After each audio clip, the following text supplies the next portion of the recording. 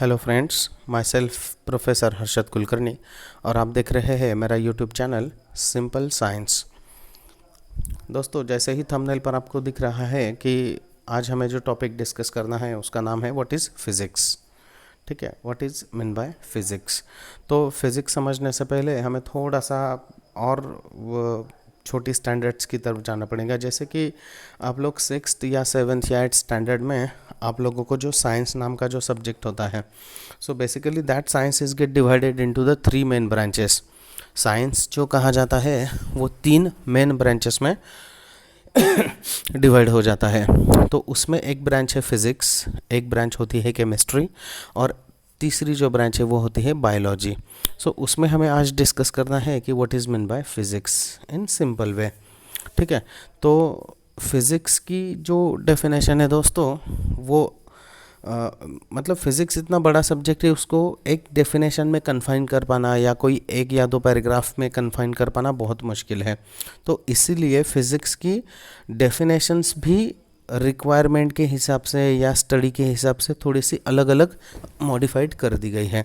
तो उसमें सबसे पहले फ़िज़िक्स की डेफिनेशन है वो आती है जो आपको स्क्रीन पर दिख रही है। देखिए कि physics is the branch of science. First of all कि physics is the branch of science. Physics ये साइंस की ब्रांच है और इसमें हमें करना क्या है वो आगे दिया हुआ है डेफिनेशन में कि physics is the branch of the science which deals with the study of the nature and natural phenomenon. Physics is the branch of the science which deals with the study of the nature and natural phenomenon। हमें nature और natural phenomenon में जो जो phenomenons है वो सब physics में हमें पढ़ाई करना है। अब आपको ये सिर्फ 2 वर्ड दिख रहे होंगे दोस्तों कि nature and natural phenomenon, but these 2 words are very very much important and their expansion is very large। ये जो 2 शब्द है नेचर एंड नेचुरल phenomenon, उसका एक्सपांशन बहुत ज़्यादा है। अगर इस यूनिवर्स में अगर पूरी बात करेंगे, पूरे यूनिवर्स में जो कुछ भी है वो सब नेचर है और यूनिवर्स में जो जो कुछ हो रहा है वो नेचुरल फेनोमेनॉन्स में काउंट होता है। जैसे एक सिंपल एग्जांपल मैंने 1 2 3 वहाँ पर ABC एग्जांपल डाला है, इसके अलावा भी बहुत सारे एग्जांपल है। लेकिन पहले बात कर लेते कि रेनबो फॉर्मेशन की।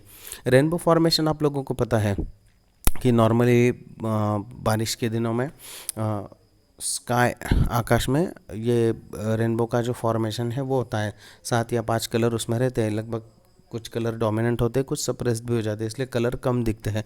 सो that is the rainbow formation. अब रेनबो फॉर्म कैसे होता है, उसके लिए क्या क्या कंडीशंस हैं, सन कहाँ पर होना चाहिए, उसके बाद क्लाउड्स कहाँ पर होने चाहिए, या फिर यूँ कहिए कि एटमॉस्फेयर में वाटर ड्रॉप्स कहाँ पर होने चाहिए, वाटर ड्रॉप्स पर सनरेज कौन से एंगल से इंसिडेंट होने चाहिए, ज़मीन तक कौन से एंगल से आने चाहिए, इन सब चीज़ों को मिलाकर वो रेनबो फॉर्मेशन होता है और वो है नेचुरल फिनोमेनॉन।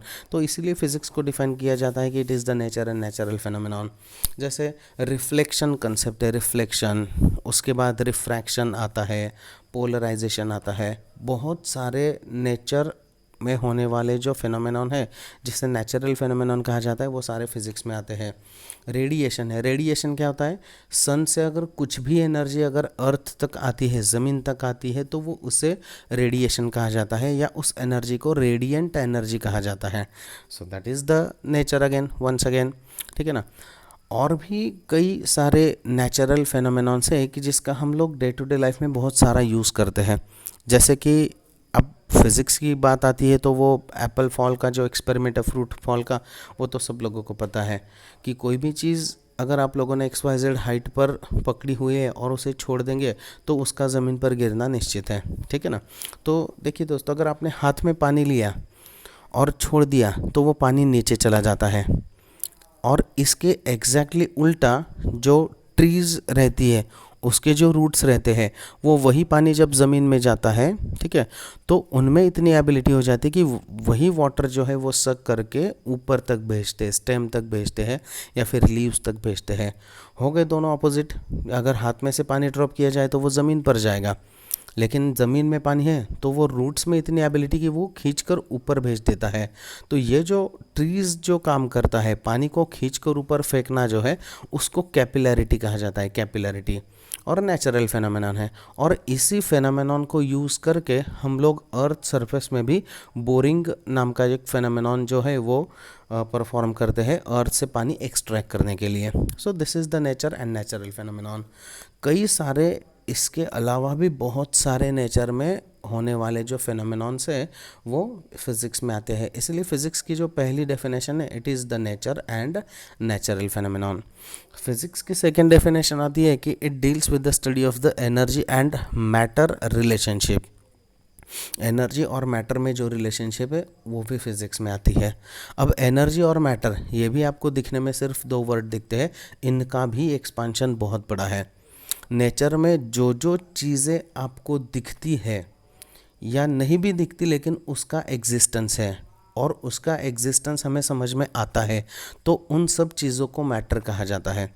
मैटर की सिंपल डेफिनेशन है anything in the universe which can occupies the space possesses mass and it can be perceived by the sense.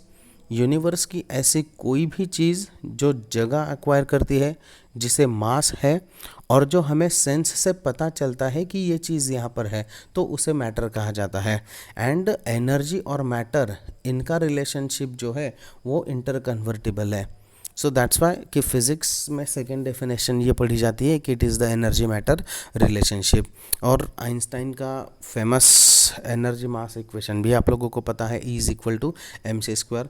Energy can be converted into mass, mass can be converted into energy, like that. ठीक है। And third definition physics की दी हुई है यहाँ पर कि it is the scientific study. Scientific मतलब क्या दोस्तों, कुछ ना कुछ पैरामीटर्स हमें पिक्चर में लेने चाहिए, कुछ ना कुछ पैरामीटर हमें दिमाग में लेने चाहिए। सिर्फ स्टडी नहीं करना है, कुछ ना कुछ वहाँ पर कंडीशंस है, कुछ ऑब्जर्वेशंस है, उसके बाद ऑब्जर्वेशंस के कुछ रिजल्ट्स आने वाले हैं। ठीक है ना। तो इन सब कुछ पैरामीटर्स लगा के स्टडी करना मतलब scientific study. So it is the scientific study of the natural forces such as कौन से, तो light, sound, heat, electricity, pressure etcetera. इसके अलावा भी बहुत है, 3 4 5 ही यहाँ पर लिए हैं। ठीक है। So it is the scientific study of the natural forces such as light. Light क्या होता है, तो light is the energy due to which the object becomes visible. Simply दिखना जो है, दिखने की जो प्रोसेस है वो लाइट की वजह से होती है। किसी भी चीज़ पर लाइट सबसे पहले फॉल होता है, उसके बाद उस चीज़ से वो रिफ्लेक्ट होता है, रिफ्लेक्ट होने के बाद वो हमारी आइज़ तक आता है और इसलिए हमें पता चलता है कि वहाँ पर कोई ऑब्जेक्ट है, तो इसे लाइट कहा जाता है। कि light is the energy due to which the object becomes visible. Sound is one of the energy. Sound energy क्या है, it is nothing but the longitudinal waves. ठीक है। उसके बाद हीट क्या है, so heat is also the energy. Heat is the energy that flows from the point of higher temperature to the point of lower temperature. Higher temperature से lower temperature की तरफ जो भी एनर्जी फ्लो होती है उसे हीट कहा जाता है।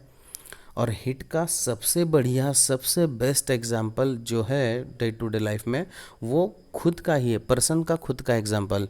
जैसे कि अपना बॉडी टेम्परेचर 37 होता है, समर में सराउंडिंग टेम्परेचर 45 के अबव चला जाता है। हीट का रूल है, हीट हायर टेम्परेचर से लोअर की तरफ जाता है, इसीलिए सराउंडिंग का 45 टेम्परेचर की जो हीट है वो अपना बॉडी टेम्परेचर 37 की तरफ आना शुरू हो जाता है। इसीलिए हमें गर्मी लगती है समर के दिनों में ज़्यादा। ठंडी के दिनों में अपनी बॉडी इसके एग्जैक्टली ऑपोजिट रिएक्ट करती है। ठंडी के दिनों में सपोज मान लीजिए कि सराउंडिंग टेम्परेचर फॉल हुआ है 20 डिग्री सेल्सियस तक, अगेन बॉडी टेम्परेचर है 37, तो यहाँ पर हीट फ्लो होना है। हीट फ्लो कहाँ से होगा, तो higher temperature to lower temperature means 37 to 20। तो इस केस में our body is now losing the heat. अपनी बॉडी हीट लूज़ करना शुरू कर देती है इक्विलिब्रियम लाने के लिए। और जैसे ही अपनी बॉडी हीट लूज़ करती है, हीट लूज़ करना शुरू कर देती है, तो वी आर फीलिंग कोल्ड। अब ठंडी लगना शुरू हो जाता है उस दिनों में। सो ये है फिज़िक्स। फिज़िक्स की सबसे बढ़िया, सबसे टॉप मोस्ट ये 3 डेफिनेशन है कि it is the nature and natural phenomenon. उसके बाद it is the relationship, it gives the relationship between the energy and matter. Third definition है कि it is the scientific study of all the natural forces etcetera. So this is what was about the physics.